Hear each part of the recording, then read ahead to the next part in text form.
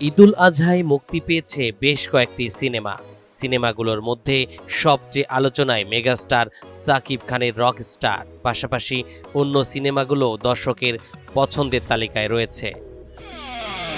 Music মানে শুধু acoustic না। বাংলা সিনেমার মেটাডাটা ভিত্তিক ফেসবুক পেজ BMR প্রকাশিত তথ্য অনুযায়ী ঈদে মুক্তির তৃতীয় দিনে মাল্টিপ্লেক্সগুলোতে শীর্ষ কয়েকটি চলচ্চিত্র তাদের অবস্থান ধরে রেখেছে। শো সংখ্যা, হাউসফুল শো এবং গ্রোস আয়ের ভিত্তিতে স্পষ্ট হয়ে উঠেছে কোন সিনেমা এগিয়ে আছে এবং কোনটি ধীর গতিতে এগোচ্ছে।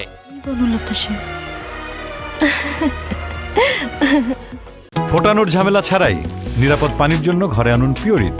কল করুন 16627। তথ্য অনুযায়ী রকস্টার তৃতীয় দিনে মাল্টিপ্লেক্সগুলোতে 81টি শো পেয়েছে। এর মধ্যে 32টি শোই ছিল হাউসফুল আর 5টি শো ছিল পূর্ণ।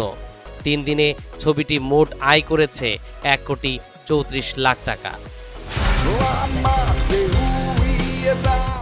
আয়ের তালিকায় দ্বিতীয় অবস্থানে রয়েছে রোহিত। তৃতীয় দিনে ছবিটি মোট 22টি শো পেয়েছে, যার মধ্যে 7টি ছিল হাউসফুল। 3 দিনে সিনেমাটির মোট আয় 36,92,000 টাকা।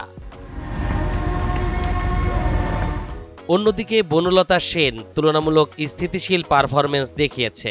স্টার সিনেপ্লেক্সে ও লায়ন সিনেমাতে মোট 11টি শো প্রদর্শিত হয়েছে, যার মধ্যে 4টি ছিল হাউসফুল। 3 দিনে সিনেমাটির আয় দাঁড়িয়েছে 16,65,000 টাকা। ফোটানোর ঝামেলা ছাড়াই নিরাপদ পানির জন্য ঘরে আনুন পিওরিট। কল করুন 16627। মালিক সিনেমাটিও ভালো অবস্থানে রয়েছে। তৃতীয় দিনে 16টি শো প্রদর্শিত হয় এবং 2টি শো ছিল হাউসফুল। 3 দিনে সিনেমাটির মোট আয় 15 লাখ টাকা। আমারে বিয়ে করবেন?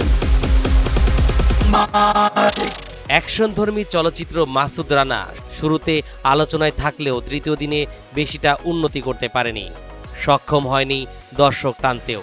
7টি শো চললেও কোনোটিই হাউসফুল হয়নি। 3 দিনে সিনেমাটির আয় মাত্র 6,23,000 টাকা। বিরুদ্ধে যেতে আমাকে বাধ্য করো না। অন্যদিকে পিনিক প্রত্যাশিত সাড়া পায়নি। 5টি শো চললেও কোনো শোই হাউসফুল হয়নি। 3 দিনে সিনেমাটি আয় করেছে 1,69,000 টাকা। সবচেয়ে কম দর্শক উপস্থিত দেখা গেছে অফিসার সিনেমায়। স্টার সিনেপ্লেক্সে ছবিটি মাত্র 1টি শো প্রদর্শিত হয়েছে, যেখানে দর্শক সংখ্যা ছিল মাত্র 30 জন। 3 দিন শেষে সিনেমাটির মোট আয় দাঁড়িয়েছে 50,800 টাকা। তোর গুলিতে এই পুলিশ অফিসার অঙ্কন মৃত্যুবরণ করবে। তরিকুল ইসলাম, NTV অনলাইন।